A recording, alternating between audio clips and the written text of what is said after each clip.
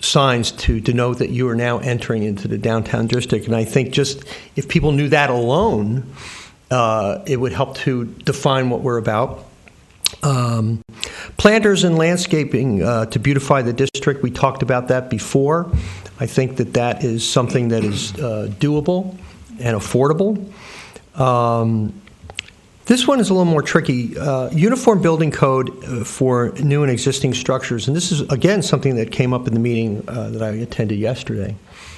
And I have to tell you, I don't know what the building codes are, so I'm not speaking from any place of authority. I'm just saying that if we look at what the codes are, and I see that Tim is not here and there's no one here from the city today, but if we looked at what the codes are and said, you know, we could maybe finesse some of the codes so that new structures that were built downtown could conform to a certain design idea, and even older structures, even though, like, you know, we wouldn't want to go into your building, say, and say, oh, you got to redesign your building. No, that's not what we're looking at. But it might have to do with signage, lighting, or paint. It could be something very simple.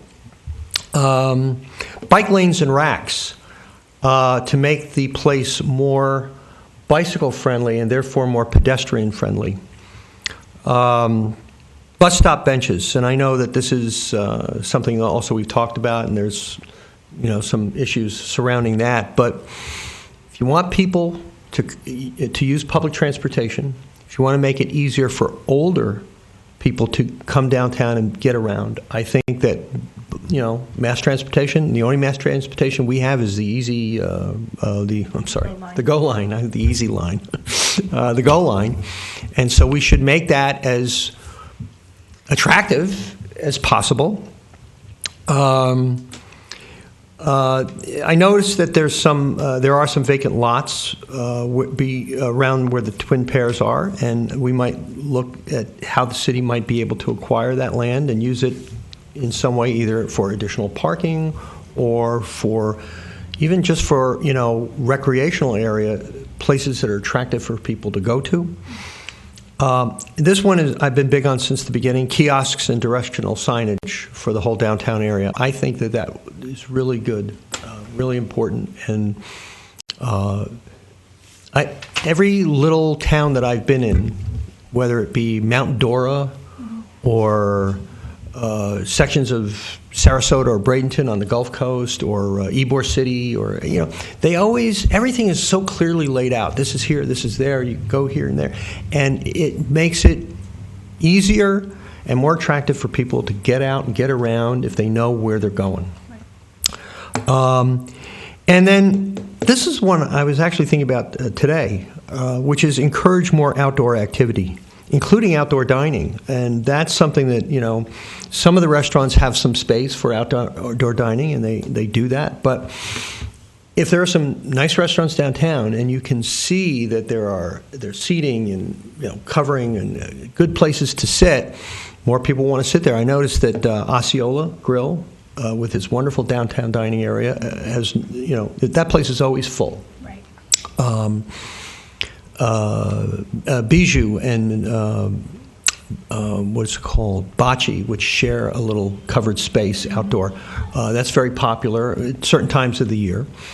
But, you know, Blue Agave has a couple of seats outside. They're always full. And they only have a couple of seats. And when you see people sitting outside in front of a restaurant, even the kilted mermaid, exactly. And when you see people, you know, I was thinking of there's an area on the Gulf Coast called St. Armand's Circle. It's near Sarasota. And the one thing about it, there's a lot of restaurants and shops, and almost everywhere you go around that circle, there's outdoor activity. There's outdoor dining, outdoor seating. There's a little park in the center of the circle with benches, and people flock to that area. So that was another idea. As far as the long term goes, again, some of these ideas we've talked about, antique style lighting to give the area more charm, pavers and key crosswalks, which, again, it's an aesthetics thing. And then the trolley service, which I think that's me, and I apologize for that. the trolley service, which we talked about, and the other thing is that there are a lot of, and not just in the 14th Street area, 14th Avenue area, but on the other side of US 1, there are a lot of buildings that are dilapidated, falling down, or in some major state of disrepair. This is an issue that needs to be addressed with landlords. Obviously, there's a lot of issues there, and that's why it's a more long-term thing, because I don't know what the legalities of that are, but to either get rid of or clean up those buildings in those areas would go a long way to making this downtown more attractive. So I brought these notes in, and those are my thoughts for the day. Jessica, how about you? Well, I had sent out my note previously with my ideas, and I did not bring a copy of it with me today. But a lot of it, exactly what Barry had said on his list. The banners. My one thing that I liked that Barry does not have on his list was that walkability goes along with the signage. Mine was more of a historical walk through downtown that really kind of established the historical value, since we are the historic downtown Vero Economic Development Zone. I wanted to touch on all the things that are downtown that are things that are 100 plus years old that are still standing. The Heritage Center, the train station, the old courthouse, things like that, that we could do one of those part of the historical district and do little placards outside, but also do more like a Freedom Trail kind of walk, where it's, it's clearly outlined on the sidewalks. It's, maybe a mile we start with. We can expand it, which also goes with the walkability and the street lighting, and making sure that all those areas that we are drawing people to have those amenities that we are looking for, those benches that you're looking for, the bike racks, those kiosks that tell people, where the people can get out of the rain. I know there are a lot of places within the district, and I mentioned this in my email, that have bus stops that have no bench or cover that we had discussed here before. There is one close to the courthouse that has numerous people at it, right on State Road 60, in that empty lot that is just to the east of the Methodist Church. It is very close to the library, which people flock to. They go to the courthouse. You can walk so many places from that one bus stop, and there are probably, at any given time for a stop, there are probably 6 to 12 people there. There's no bench. There's no cover from the sun or the weather. And it's a very utilized location. So that would probably be one of my places that I would, say that we need a bench or something there for, protection. There's also, I have noticed right across the street from the fire station on Old Dixie, at the very southern tip of our district, right there at the Bridge Center, there is another bus stop that is utilized. And at one point, this woman was having to chain her baby stroller to it because she couldn't take it on the bus. So I noticed that has since been retired, and whether the child has outgrown it or whether or not she just doesn't bring it anymore because the child is walking. But that is something that we need to take into consideration too. Maybe have a box there that somebody can put something like that in, so it's, if it rained in the middle of the afternoon, and you know how it rains here at the drop of a hat, that kind of stuff is just out there, and it could potentially get ruined, and those things are expensive. So, and those are the chances that you take by having to utilize public transportation. I understand that. However, if we can do something to help our public, I think that would be great.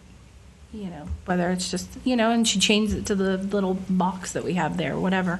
But people also have to, chain their bikes to something. So I agree with your outdoor storage, your outdoor dining, 100%. There are so many little dining spots that could utilize the sidewalk more. Unfortunately, the city doesn't approve it as much as we would like it to happen. I'd like to see, Barefoot Cafe have a few seats outside, on the sidewalk, more bistro style, things like that. A lot of the things down a little bit further where they're covered, is really nice, like down by Italian Kitchen and things like that. But drawing those people out a little bit more, getting more of those benches, and most of those benches are sponsored by people. They all have a placard on them, donated in memory of. And those are things that, just like the banners, we can get sponsorships for. So hopefully we can get a lot of the short-term ideas on your list and mine taken care of by sponsorships and grant dollars and things, which would be very nice. So a lot of yours are conveniences, so that we can make it more convenient for people to want to be here. Exactly. And that will draw the people in. It will generate more business. It will make people want to be in business in the downtown district. It will maybe move people into those old dilapidated buildings. I know that the firm I work for just revitalized an old abandoned bank building that was out on State Road 60. So those buildings are being revitalized and reutilized, so to say. But I know that the county code enforcement does have rules with the dilapidated structures. What those rules are, what the time limit is on fixing or whatever, but I know that they have gone through and demolished old buildings that are just to the point of no return. So that might be something that we should contact the county code enforcement office and try and, find what their constraints are and find out maybe we can start imposing those types of things on the people within our district to try and alleviate those places, because they are places that people tend to flock to, do things that aren't the best, so to say. Vagrancy. Exactly. So, and it also ties into that safety factor, which we're very concerned with, so. Anything? Just to add, it seems like a lot of the suggestions, there's a lot of overlap. I think yours last meeting was very detailed, very well thought out. I agree with a lot of it, and so I won't repeat all the good points. I guess I look at it as increasing what attracts people and then decreasing what detracts people. We talked to Chief Curry last time to tell us some of the issues, and we've all seen it, so we know that's an issue. We're trying to pinpoint. I see the tram as being huge in that. It gives people around a greater geographic area. In the hotter times, it's easier to get on a tram than to walk. Also in the rain is an issue. Safety, if I'd be much more comfortable taking people from my office and getting them on a tram to the other side of downtown than walking after hours. So I think that would accomplish a couple of tasks. And then defining what is a short-term, long-term goal and what's the least expensive or free. I think we should engage and have reach out to the public. What are the things that people will sponsor?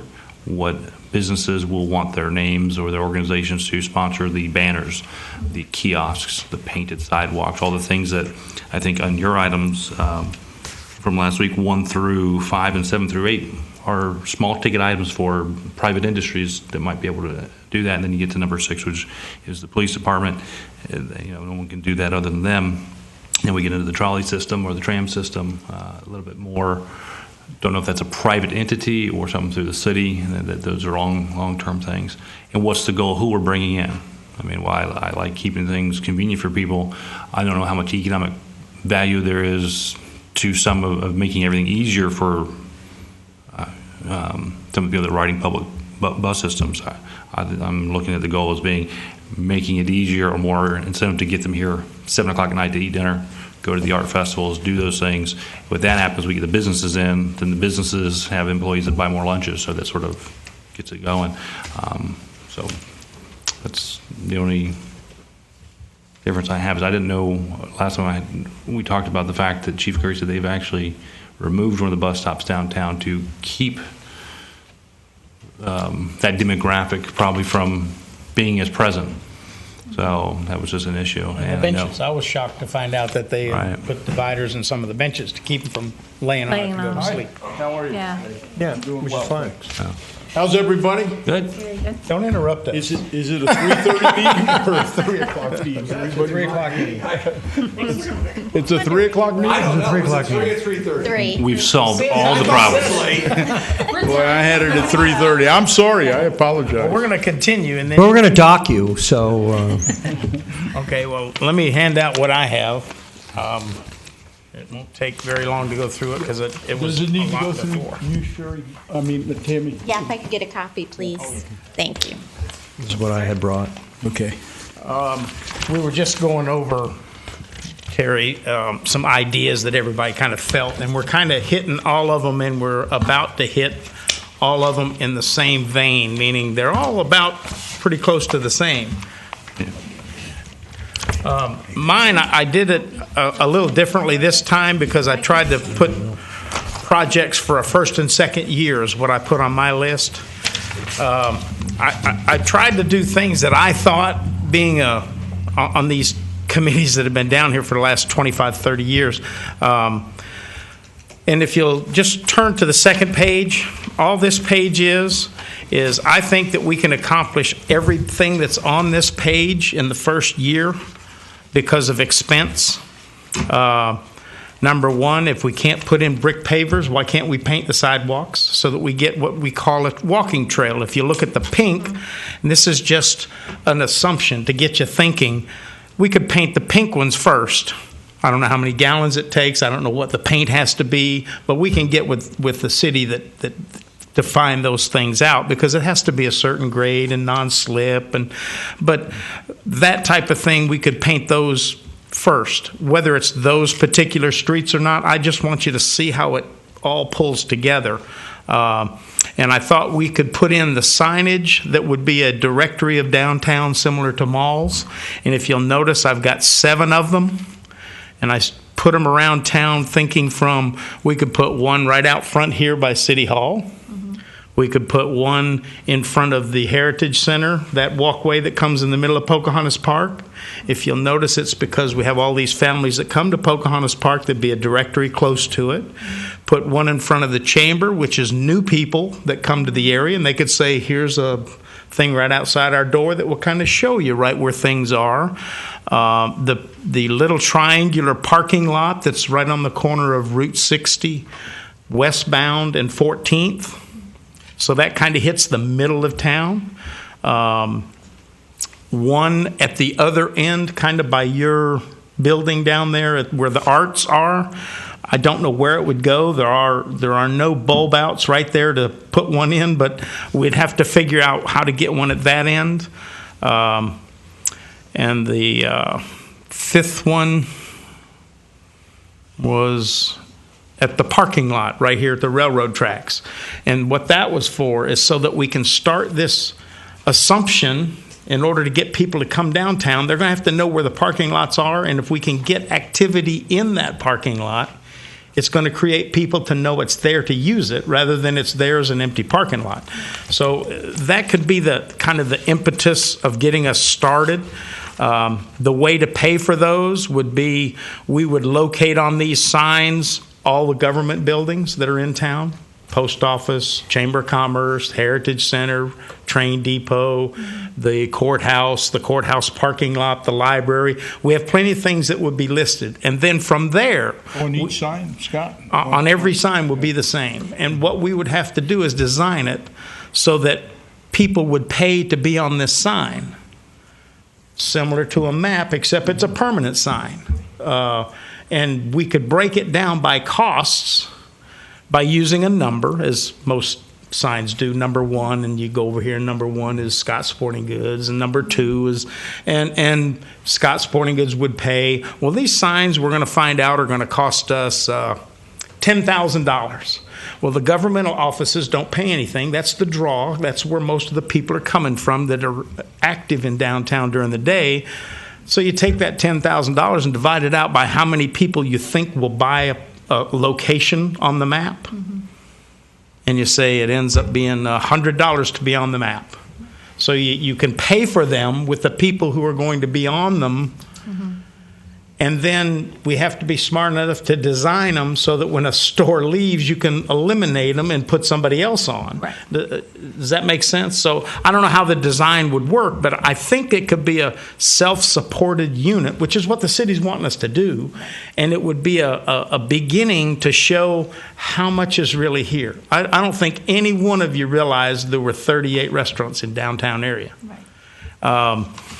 So that's all that drawing is, and I kind of put it in stages, if you'll notice. The second section would be the orange, and then the third section would be the blue. The yellow section I put on there because I'm not sure there's sidewalks that continue down 14th all the way to 16th.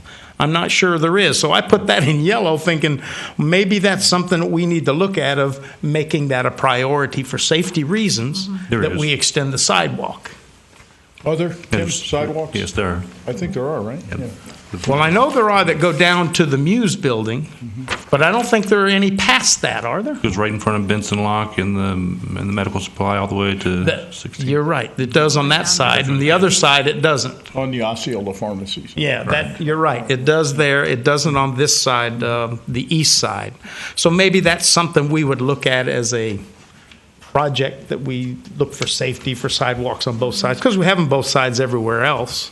I don't think they go both sides all the way down Old Dixie as you have highlighted here. That's why I did that. I'm not sure what, I know Old Dixie, when they resurfaced it, they put in sidewalks just about everywhere. Right. Scott, how many names do you anticipate would be on each sign? Well, I just look at it and say if there's 38 restaurants, I can promise you every restaurant would be on it. I would think they'd be a fool not to be on it. And Tim, just a comment from you, if you would, on, a lot of people sometimes complain about how many signs we have in the city of Vero Beach. Signs are going to be Yeah. inward for the pedestrian. Okay. That's right. This is, Sorry, I got to come up here. Yes. Please join us. She's giving me an evil eye over there. These signs are going to be inward. They aren't going to be picking traffic up, so you want to be at the sign. So I don't think it's a real big issue there. I mean, obviously we need to get Public Works to say everything's okay, and we got to be careful on the state routes. It may be another issue, so we'll have to look at that. But I'd say these are a little different. I mean, I see these signs like you would have the same sign, but you would have a little thing, "You are here," so people. I got that just almost like we the do, same yeah. way. You are So I don't think it's I don't think that's a real issue. But these are some technical things we can take care of. And then another question Yeah. while we've got you here, Tim. On this sidewalk plan to paint it, we've got these crossings that are painted with kind of a sandy mixture of maybe kind of an orangey type of a crossing type thing. Is that something that's easily done, that kind of non-skid? it's actually not painted. No, it's actually thermoplastic on there. So, I'm not the guy to really ask these technical questions. We get Monty or somebody from his shop. Yeah, but it certainly can help you on that. So, I'd be certainly willing to look into that for you, however you'd like us to do that. Well, when they put those in, you'll remember they were supposed to be bricked. Yeah. And the guy put the curbing in and everything. And then Yeah. this product came along, and all of us looked at it like, oh, no, these will be worn out in a year. They've done It's amazing very well. how that is. You would never guess that. Yeah. No. Yeah. So that's something to look at. So I think Monty could help you on that. Good. Okay. But those are some basic things that I thought we could look at to try and accomplish. We've got to get something, folks, on paper that says these are our goals for the next 1, 2, or 3 years. And Tim was going to let us know if we needed to make a proposal. If you remember, it was going to be a 1-year proposal. And I said, well, I thought it needed to be more than one. Yes, or it will. the attorney and I looked at it, and clearly Yes. the intent of it is it's the number of fiscal years or number of years you're going to have to do your capital plan. Right. So you certainly want to spread it out for some period of time Yeah. because you have a lot of projects here, and it's supposed to coincide with doing all these projects. But you might, you're probably going to have a little fluff or leeway when you first start this because you have that money. But so that's what the number of years is. So you will be the number of years you'll be running your incremental, which can always be do extended. you think that our first proposal to them should be for a I would put at least 5 year plan? I would take at least 5 years. So do we to need be like our capital Do budget. we need to have a 5-year proposal for the first go around? I would- Now you get where I'm going? Yeah, well, we talked about a 3 to 5 year proposal, and I'd say no less than 3, Scott, because. Yes, I agree. And 5 would be ideal because it would coincide with the city's plan, but no less than 3, at least we should be thinking 3. Then it's not that difficult to extend a 3-year plan to be a 5-year plan. Not at all. And you can adjust it within it. You all adjust your Oh, budget. yeah, every year. You could come back and for adjustments from the council. I mean, if this thing's really, you may want to expand it out more. Yeah, it depends how things go, so, okay. But I think a lot of these things are self-supportive almost that we're talking about until we get to the longer range. If you go to page 3, this was done in 1992. And if you look at the black areas, those are major private off-street parking lots. That means they're not utilized by the public except for people that shop there. And the reason I thought it was important, I pulled this out of some stuff that was on another committee back in 92 anyway, but it's kind of interesting for you who don't know to kind of look at it, and it goes, why are we griping about parking? Look at all this. Oh, look at all the hash marks. Those are all public parking. Look at all the, and when you start looking, we as a group can probably do ourselves a lot of favors by approaching some of these places, such as the Game and Freshwater Fish Commission parking lot, to find out how we can get usage of that, whether it's an insurance problem. If it is, then we need to know that because we need to figure out if we should be able to come up with a way of paying for insurance so it can be used for a special event for parking there. That parking lot probably parks 60 or 70 cars, and it's one block off of the 14th Avenue. So you see, there's plenty around if we can figure out how to get people involved in utilizing them. And the trolley system for the future could just make a huge impact on that, whether it's daily usage, special events usage, and that's something that we would need to look at for the economic development part about who's going to buy it, how much is it going to cost, can we get funding for it, does the transit people run it for us, does it go through their department? But these are things that I think are much easier to get going, and of course the lighting, don't know how much it costs, and that's going to be our problem, is coming up with costs to give the city of what we think that it's going to cost to do these things in our proposals, because that's what they want to hear, and they want to hear that it's not going to cost them anything.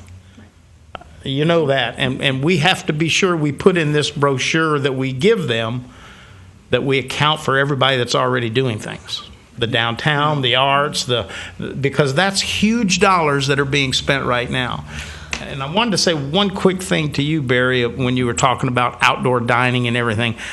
In the downtown business district, the building code says you can build lot line to lot line.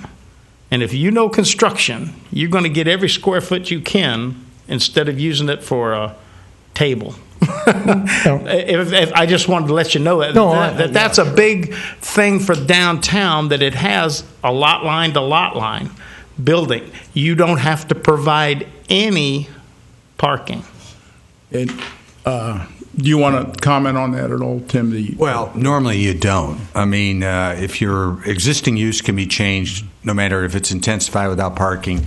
If you make an additions, I think up to the first 30 new spaces are exempted. So basically, nobody's really done any parking downtown because of that. That's true. So one comment, Scott, because you mentioned the Fish and Wildlife building, and that's a building owned by Mr. Willis. So it's so you've got to consider that's a landlord-tenant relationship, and Gary will tell you that tenancy is an interest in real property. So you'd have to resolve that issue with both the tenant and the landlord, and there would certainly be liability issues there. So it's not as easy as you probably surmise. Oh, I didn't say it was easy. That's why I brought up insurance. Insurance is the answer to anything that's liability problem.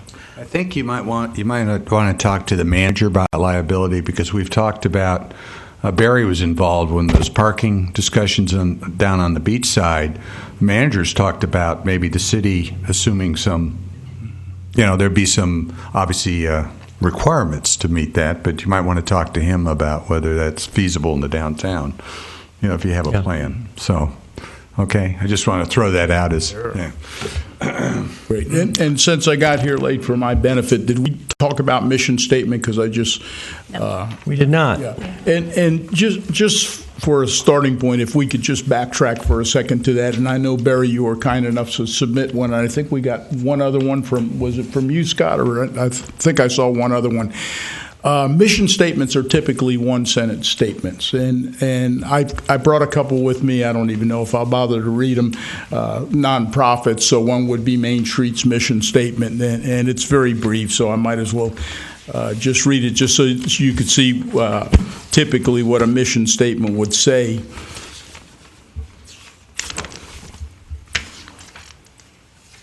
See, I hadn't gotten there because it's right there. Oh, sorry.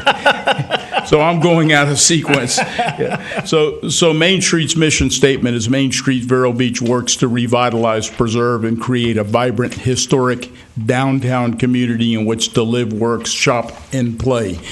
So it's a simple one little sentence. And the Realtors Association, another nonprofit, Realtors Association of Indian River County, exists in conjunction with the Florida Realtors, the National Association of Realtors, to serve its realtor members by providing programs, products, and services which enhance the ability of members to operate their businesses successfully in an ethical, professional, and legal manner. So they try to be very much to the point in one sentence on the mission statement. We can have an outline of our objectives separate from a mission statement, certainly, and that would be a great thing to work toward. That would include the action plan and some of the things that are being offered by Scott and some of the others here. But the mission statement should be very simple, and I just offered this because it's consistent with the ordinance. It's consistent with what we've been discussing so far, and I'm not saying that this is by no means set in stone, but it's a one-sentence statement that the Economic Development Zone Committee exists to provide and administer an economic development plan that identifies the infrastructure, capital improvements, and expenditures subject to City Council approval in accordance with Ordinance 2012-07, enabling the use of tax increment revenues as a source for funding essential infrastructure and capital improvements within the designated historic downtown Vero Beach Economic Development Zone. Maybe that's even too long, and maybe there's a way we can shorten that, but it's pretty much on the spot about what our mission is as far as an organization and as far as a committee under the City of Vero Beach. So does anybody have any comments on that? Or, it'd be nice to get through a mission statement at this particular meeting. It'd be another significant thing in addition to some of these things, because, Scott, that may take more than this meeting to hone down the capital improvements plan part of it, or the plan of action part of it. So Terry, I assume you wrote this up. I did. You need to use spell check. I told you that yours was misspelled, everybody else was spelled correctly, but you handed yours to the clerk. I guess this is pretty much to the point. Anybody see anything else that needs to be changed or added? I see one area that I think the city would like to hear in this mission statement is that somehow we have to add the word public and private funds, not just tax increment revenues. Because that's what the city wants to hear, that we're working for the city to do all this and get as much done as we can that doesn't cost money. But what does cost money, the bigger bucks, we need to use this tax increment for. And So somehow you're saying- our goal should So be you're not... saying enabling the use of tax increment revenues and public and private? In other Yes, because they're going to have to sources. approve the public and private part of it also. But it will give the city council something to know that we're not just talking about, come on, government, give us more and more and more. Right, we've talked about the city budget, private funding, and grants. Yeah, and other And we've also funding talked sources, about right? So the goal being to spur or attract economic investment or development. So That's a really good point, Scott, because we might get somebody just stroke us a $50,000 check or something. You just don't know. Okay, so Can I just, Please, yeah. in order to just kind of cut it down and maybe release some of the redundancy, Okay. how about just saying, in accordance with Ordinance 2012-07, enabling the use of funding within the designated historic downtown Vero Beach Economic Development Zone. okay, I Because like funding that. it doesn't really make it so that it has to be only city funds. It has to be. I think we should sole mention source. tax increment revenues and other funding sources, but I think we could eliminate the redundancy in infrastructure, essential infrastructure, and capital improvements. What do you think? So, because it is a tax increment financing plan that we're specifically Here for. dealing with, and that's what the ordinance specifically deals with. And so, so I think if we, but I'm okay if what do you think, Tim? Can we just Well, the only use other a thing I general? would say that it's not just these capital improvements you're talking about, but you're talking about other actions for the downtown, which may not be a capital project. It may be some specific type of program that needs to be done, or a change in a regulation, because, I mean, that's what you're looking at, the whole bundle of package to get something done. But, you know, I don't want to be messing around with Yeah. the mission statement here. So, I mean, I'm just saying that if you wanted to make it a little more inclusive. But we said infrastructure, capital improvements, and expenditures, which I think is Yeah. a general. Yeah, that's it. I'm just saying that in other actions that's supportive of, you know, but that was just throwing that out. Okay. You have to wordsmith it, just for a thought. I Okay. don't want to be writing your mission statement for you guys. You're the one's going to have to do it.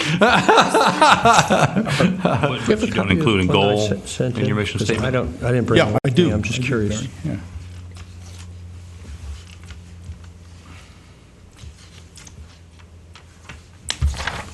Yeah, I think you have a mission statement, your broad thing, but you might want to have the goals or priorities, which would be specifically, just identify a little more in there that cover the product. I mean, just a suggestion.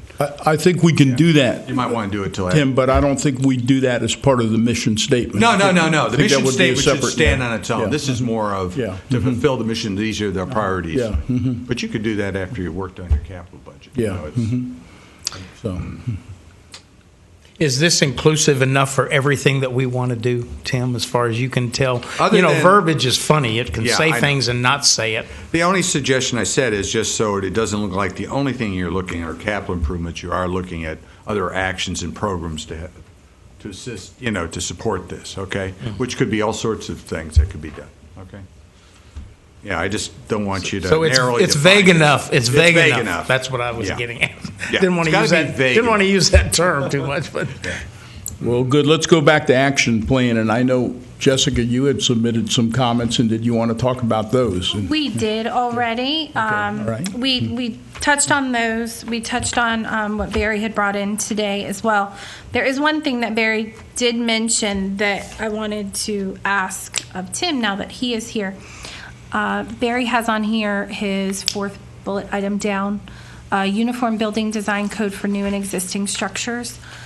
I know that there are different zones within the city, and like US 1, there's State Road 60, there's, 14th Avenue that have their own conformances, so to say, and their own, zones and paints and things like that they have to conform to. So I think there kind of is something already in place. I just know that you're looking for more conformity throughout the district. Well, yes, the building code, our codes have certain, site aspects that have to be met, but we don't get into urban, this is a form-based code is what I think what Barry's referring to. And basically, you look at buildings, the common, the public space, they have to be set back, the buildings have these features and all that. You don't worry about what the use is in the building, which in the downtown makes sense since you can practically have almost everything in the world in the downtown, literally under our ordinance.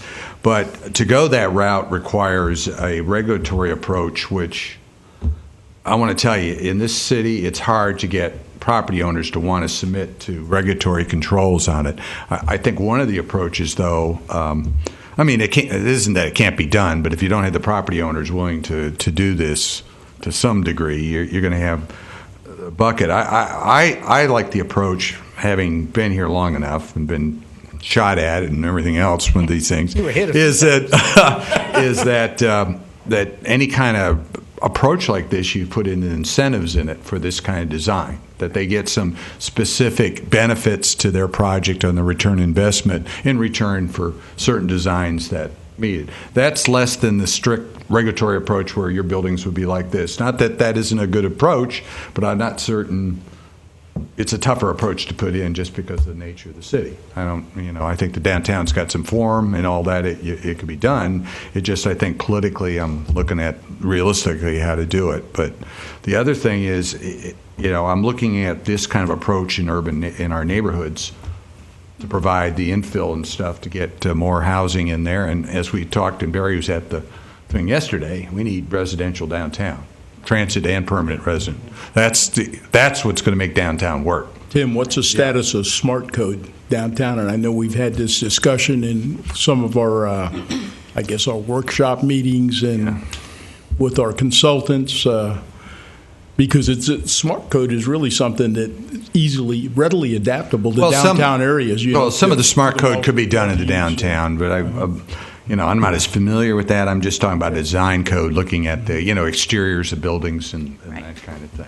So it's not impossible, and you can always do certain things that don't affect that require certain elements of it that can be more of a menu approach, but it still requires people to come through and do it. So it's also easier to deal with a code that is for mandates for new structures as opposed to existing. That's correct, but it still is the whole idea of telling a property owner what you can and can't do beyond what a typical zoning ordinance does. And that, we went through, it took me 5 years to do an overlay district down in the beach area. 5 years, nasty public hearings, and that was still an incentive-based thing. There isn't a lot in there, and we haven't really gotten anything out of that yet, but that doesn't mean it downtown. I mean, downtown, the nice thing about downtown, you got the most liberal part.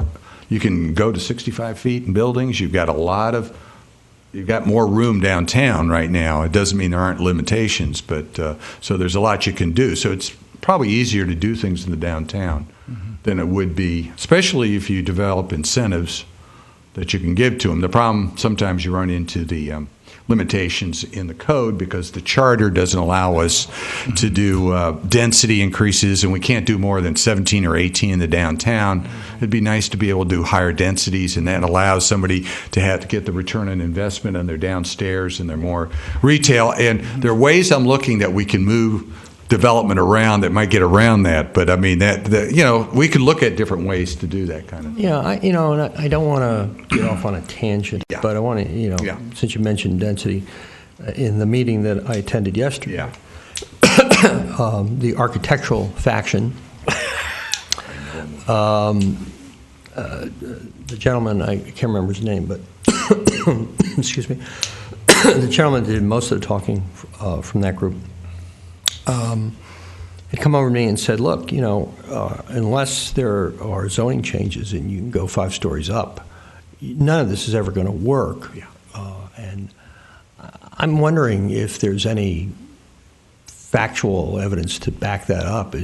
Well, I don't know. That Greg Berg, and I know Greg pretty well. Yeah, he may have done the cost factors on it. I don't know, but I think you need more density in there.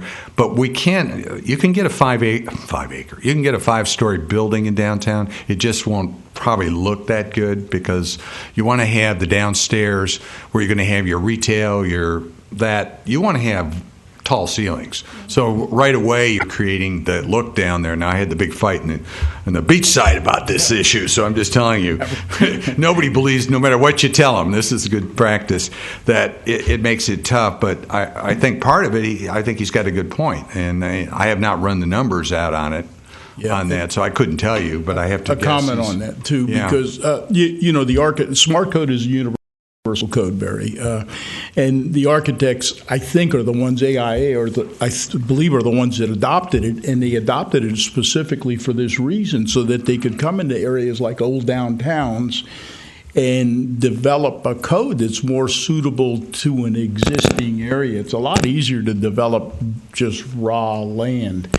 And you could do you have a lot more flexibility when you're doing a master plan for, say, a master development on a piece of unimproved land. But when you come into a downtown area, which is what we're charged with, then it becomes increasingly difficult to make things work. And sometimes you mentioned, you hit the nail on the head, densities, the economic viability of the project is at risk, because you've got to have a certain amount of density to make it economic. So these things have been studied. These aren't speculative type items. People know that they require a certain number of units to support. Well, I think it's important to know some of this, because, if we are coming up with ideas to enhance and improve downtown in order to attract new business, it might be very nice for a business to come in and say, well, gee, we'll have a pretty building and some plants, but how many people are going to be able to walk down the street and come into my store or my restaurant or whatever is going to have way more of an impact on the decision of a business owner whether to work downtown or not. So I think that this is stuff that really is germane to what we're discussing, and I don't know the first damn thing about it. Yeah. Well, I mean, as I said, there are limitations because of the charter without going to a referendum. I mean, there are ways that maybe we can work it through an incentive process. We have development rights on city-owned property that could be, say, transferred to private developers in return for incentives. I'd have to look at that with the attorney, but we're willing to look at different ways to make things work. I think in this city doing a referendum on heights or doing a referendum would be very difficult to do. That's a brilliant idea, Tim, and I know we've used it even on general development, again, going back to that master development on raw land with the concept of density transfer. So you're not increasing the density within a specific area, you're just transferring density from one project. I think we've even done it in the county. As I recall, we've had a couple of transferred development rights to the county. Okay. On the beach where we have environmentally sensitive lands, we've transferred some out to some of the planned developments the county has, where they accept these kind of things. So it's been done, and that smart code is one of those things that allows the flexibility in the code to be able to do some of the things that the specific code requirements may prohibit, Barry. And I don't know that much about it. I do have a copy of it. It's not very long. I'd be glad to see if I could dig it up, give you a copy. Maybe you want to read about it. But the architects are very big into it, particularly the urban planners. Mm-hmm. So Peter Jones, Burke, people like that. Certainly, as I do the comp plan, I can put in provisions to look at policies on this, and that's part of what I'm working on now. I mean, I got the whole city to worry about, so it isn't, but I certainly like to, as we do the element that affects the downtown, to get some input from you all on the downtown to make this kind of mesh with what you're doing to make some sense out of this whole thing. So can I say one thing? Jessica, would you be willing to maybe try and put together an outline of these ideas at Barry and everybody's contributed, and then maybe submit it through the city clerk's office, and then she could distribute it to us, and we could have it more in a tabular or an outline format or something like that. Because I really want this to encompass a broad spectrum of ideas, and that would be a great way to do it. Then everybody gets to have their own input, and then we can pick and choose when we start to fine-tune this. Yeah, and I think that it would be good if we start to look at, because a lot of our ideas are overlapping, so it would be good to have start to put together a document where we've combined the things that we're all thinking about, and then the other things we can, discuss. What I'll do too is add columns to the end of it so that we can maybe assign the 1 year, 3 year, 5 year to it, so that we can have that, so that when we put together our plan for the city council meeting, we have the 1 year, the 3 year, the 5 year outlook. So it'll be easier for them to look at as well. Well, in this part about trying to control new construction. I don't mean control, but change it to a regulation. I own a building downtown. I know when they did the Route 60 corridor out west, I was against that. I dislike going into a subdivision and see all the houses are light beige, medium beige, and gray. That's not Vero Beach, Florida. Never has been. But every development that's built today is done that way. Every one of them. But that's not Vero Beach. If you were here 50 years ago, our town was a adobe-looking place. Everything was Spanish. Everything. All the arches, that one that's left was only a piece. We had a whole town that was built that way. So it's changed over time. And I think that's what I see happening. We're not going to ever have the density levels of any big town. We're still going to have the fluctuation of people coming in for 3 or 4 months, like we have right this minute, that don't know you're here. Every downtown restaurant, every art walk that you do this time of year, just jammed. We want to carry that forward instead of trying to, dictate's not the correct word, but instead of trying to tell somebody when they want to come in to build a building on this big piece of property that's right over here behind you, which nobody's ever looked at to do. They keep cutting the grass very nicely, you know. Well, I'm trying to get a grocery store. Well, I know, but you see, that's what's going to make Vero Beach.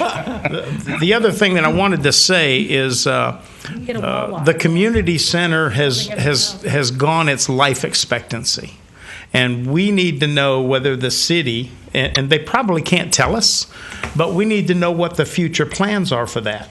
Because if it's not to rebuild it, it's another big parking lot. Does that make sense? Because the city at one time looked at purchasing, and you'll probably agree with me, that little convenience store across the street from the front door of the community center to make more parking for downtown area. And it did not go through, and then it's been kind of, when it wasn't a Cumberland Farms or something is what it was, and they were going to purchase that. Which, if you look, there's a lot of land right there by the Baptist church on that road behind it that could satisfy a lot of parking problems for the downtown area. Can I say something, Scott? Sure. And not to be argumentative, but That's okay. I'm not totally sure I agree with part of your premise, which is this. And I have to say that I have no nostalgia for Vero Beach. I've only been living in this area for 11 years. I've been owning a business here for only 5 years. So it may seem a little, crass or something to come in and say, I have no nostalgia for the place, but I don't. I don't see any particular style that is Vero. There may have been at one time, but that doesn't exist. Exactly. And, we may not have the density of Sarasota or Fort Lauderdale. But things here are changing and are going to continue to change and evolve. We are getting more full-time residents, more interest in full-time residency. More people are coming from all directions, people from the south of Florida who are tired of traffic and congestion and are looking for a community like Vero Beach. We're also getting people from the north who are, tired. Some of them are retiring as always and looking for, a new place to live in warmer climates. But a lot of them are younger people now. But what didn't you not agree with me on? You haven't got to that point yet. Well, I think maybe I misheard you then, because I thought I heard you say that this town had a certain influx of people. Yeah, and that it was not going to grow any much more than it is. City of Vero Beach is completely built out. There's not another. There might be 50 lots that you could put more homes in. The only part that's going to grow is the county. And that may be but the true to a certain extent, except we're ignoring redevelopment. And I might say this, Scott, that we were in a negotiation prior to 2008, the economic collapse, the fallout, with a company, a development company that wanted to do something downtown, very much like Renaissance in Fort Pierce. And there are people and developers. Nobody has more vision than a developer. More vision or less money, than a developer.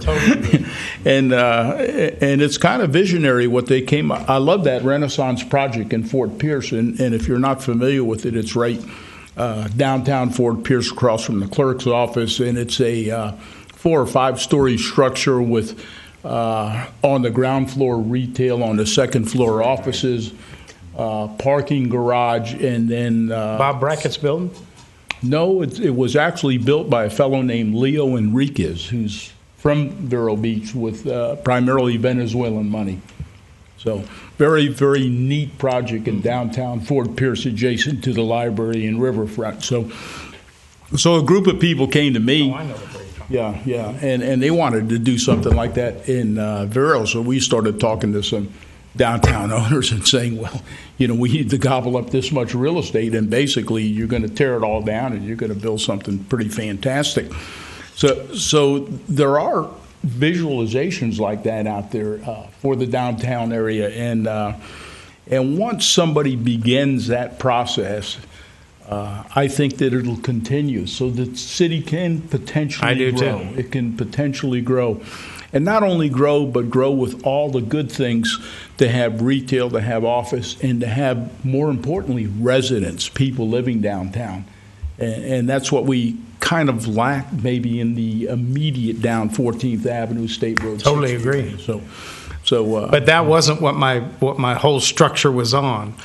If you start putting in what we're trying to do is set things that this corridor has to develop in this color, this style, this thing, I don't think that's Vero Beach. I don't think it is. I don't think it ever You will. want every building to look the same. No, but if that developer wanted to come in and build his building, we don't want to have a restriction that says you're going to have to paint it beige. No, That's what I mean yeah, by it. and I understand that, but I think you can set a certain design tone without completely restricting, say, well, every building has to be beige. No, you don't need to do that, but you can set a certain design standard. I guess that's a better term. Yeah, you can set it and you say, look, you can give a menu of things that are appropriate Yeah. features in the building, and you may even state this is what we don't want. Yeah. We don't want to have some flat roofs or stuff that don't have parapets. You know what I'm saying? So there are things you can do. So you can do it in a way that you don't end up with the same design. Because I agree. Well, I think what he's saying, though, is Yeah. you don't want to keep someone from dumping their money in. No. Do what you say, which is encourage, if you want it, give them incentives. Yeah, I like the incentive approach, But but any that way way- you do it, you still give them a menu of things that are appropriate, so you then don't end up with some sort of mono design. As you said, that isn't Vero Beach. Well, that isn't anywhere, because that's never going to happen. Fake places are. Well, yeah, I mean, we're not building tradition, No. okay? We're not building. And I agree with that. Yeah. Right. Okay. It's a different situation, but I guess that was what I was trying to say, is that we, in that point where I was making, that we can set a certain standard for design, and we can say, we're not looking to have this. We're not looking to have this, but if you want to do this, we like this, this, and that. And you can incorporate that. And any good developer will incorporate those things, because they have to do that all the time anyhow, into their design plan. And again, I think that even though there are only so many available lots now, I think that there's an enormous potential for redevelopment of existing space. And as time goes on, Questionably. so as time goes on, and more people move into the area, and there's, I think I said this yesterday, and I've said it before, downtown, the Vero Beach Downtown Art District, I know it'll be a success when Starbucks wants to move in and, set up a store there. So, there's room for that kind of business, and there's room for that kind of development. Do we not already have that? we do. We have it on Royal Palm Point, and it's very creative, and it's the condominiums that are right there adjacent to Right. where the new But the club city is gonna has go the in, rules hotel club. already in place for us not to reinvent the wheel, I think, but maybe not. And that had some very nice pastel, subdued colors that were creative and different, and something that we hadn't seen.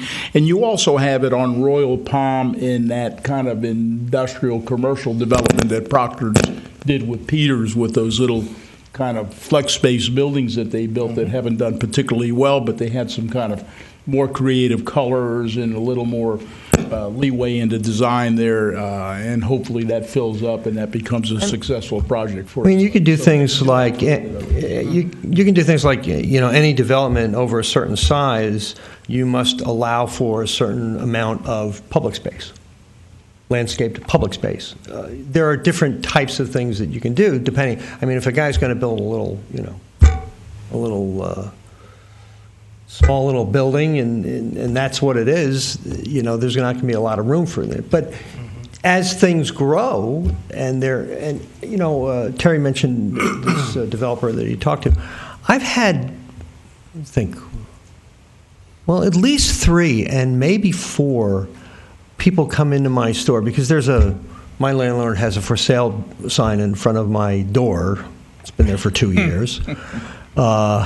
So they're always assuming that I own the building and I'm selling it. So I've had, as I said, at least 3 and perhaps 4 developers come in to ask about the building and the area and what's this and what's that and can we do this and that. And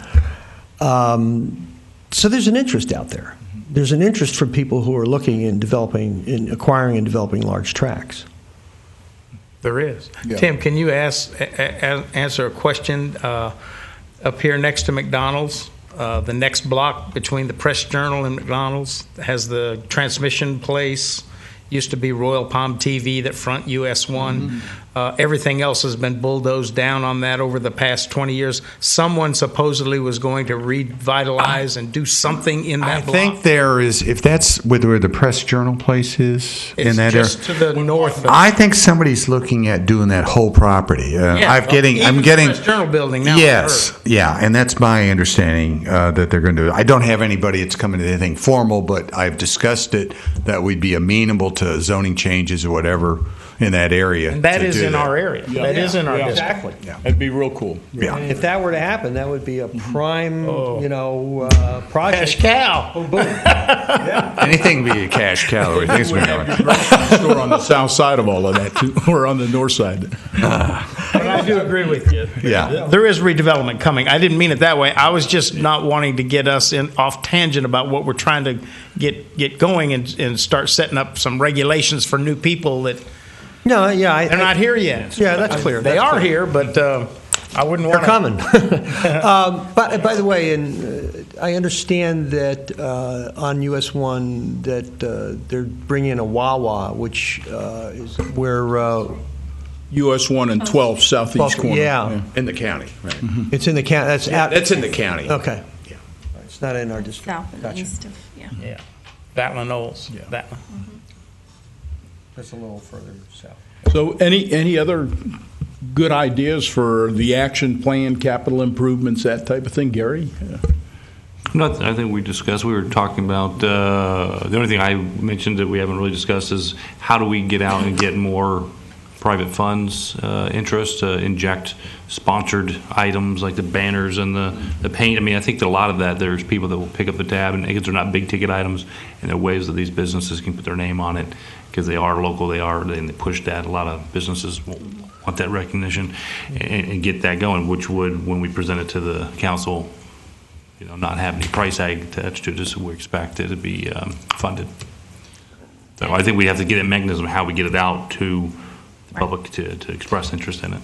that's a concern of mine, is how can we approach people to give us those funds? What are our legal constraints with something like that? Is that something that we handle like a marketing, or does that have to go through?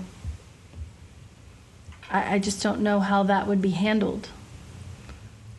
I mean, is that something you send postcards? Hey, if you want to be a part of this, Yeah, I'm sure there's send your public check or money orders announcements to that have to go Tammy. out.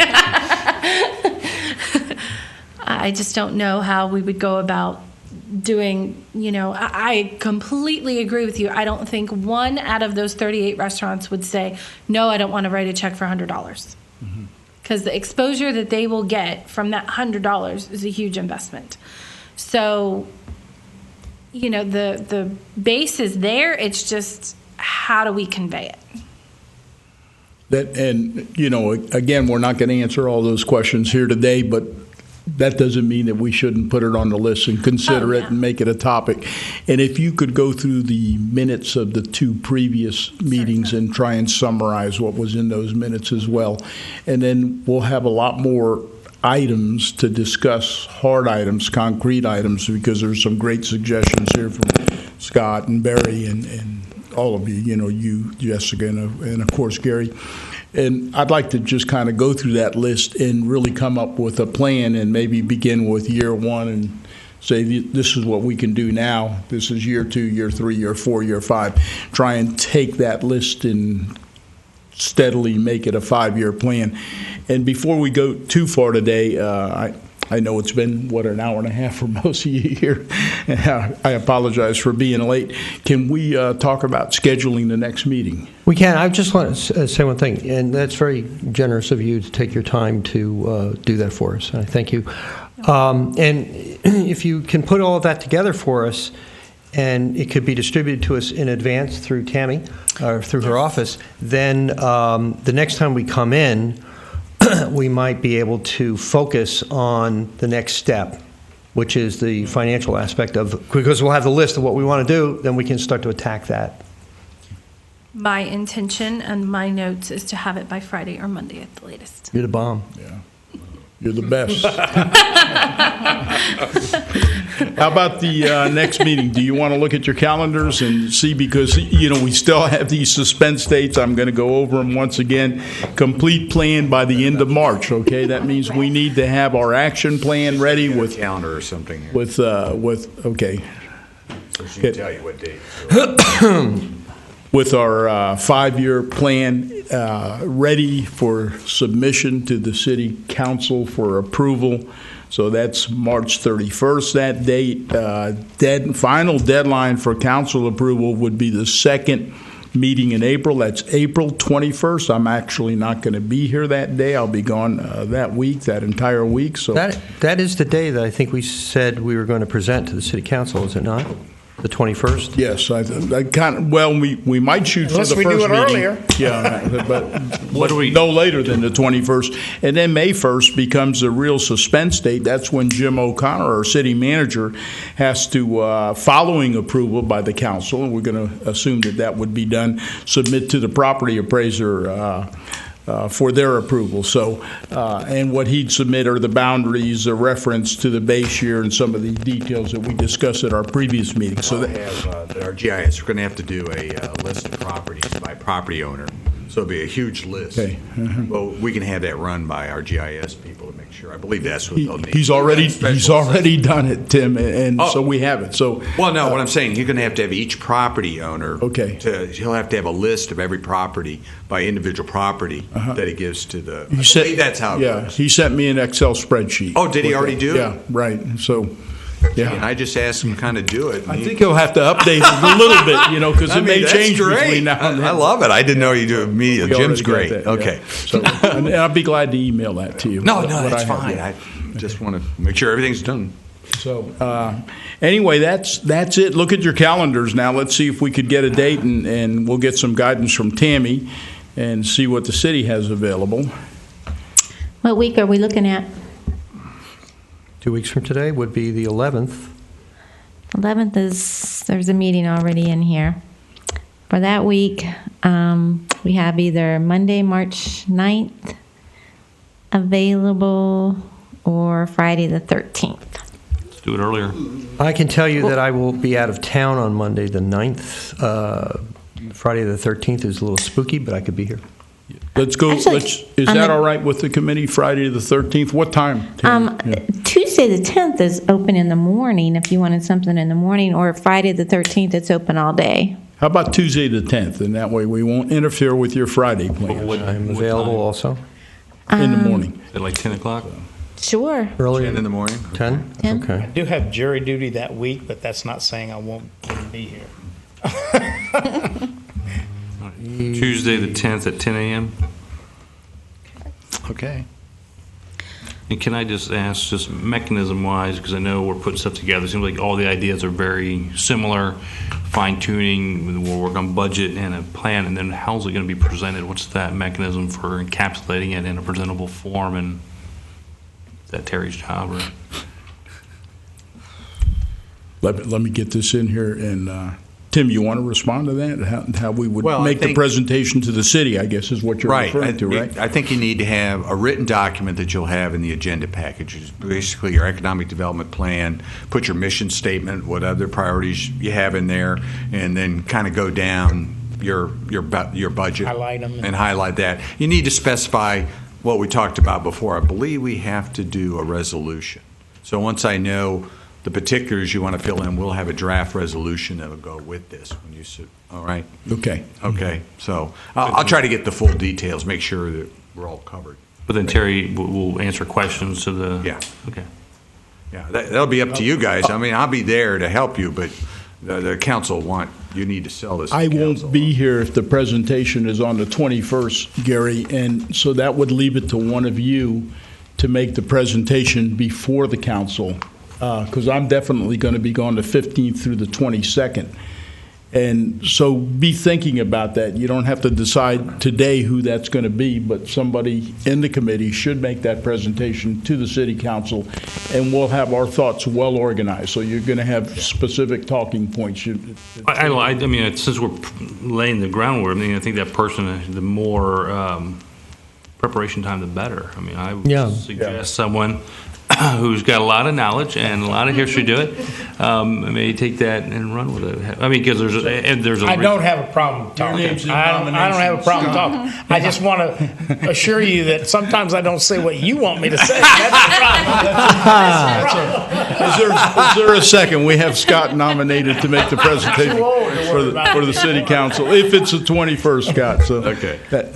So there's a committee. Is there any objection to that in the committee? No, as long as he's wearing clothes, it's okay. Okay, the motion is passed. I mean, expect Scott, thank you. several of us may be present at the meeting, but Yeah. as the What You'll be the time? mouthpiece. I won't say anything wrong, but Well, we'll be standing right behind you with a pin. that's right. He misspoke.